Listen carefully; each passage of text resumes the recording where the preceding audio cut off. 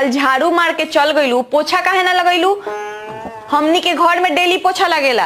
हाँ ठीक है कहता कनिया, घर में डेली पोछा लगे के चाहिए तबे लक्ष्मी आवेली। चाची जी गुप्ता भाभी नु बहुत अच्छा बनी, वहाँ के रोज रोज पोछा ना लगवावेनी, एक टाइम के बर्तन अपने मांज लेवेनी।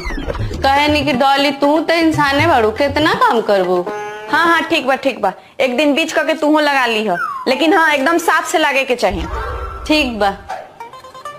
कुछ दिन बाद जान तनी गुप्ता भाभी, डौलिया नु खाली रौरे बड़ाई करेले कि गुप्ता भाभी होइसन बारी, गुप्ता भाभी होइसन बारी, बहुत बड़ाई करेले रौर। ई का कहे तारू, हमरा से तो डोलिया तोहरे तारीफ करेले, कहेले कि सोनाली दीदी हमरा से पोछा डेली डेली ना लगावेले और अपने से भी बर्तन एक टाइम के धो लेवेले। हाँ इहे बतवा तो रौरो बारे में कहेले।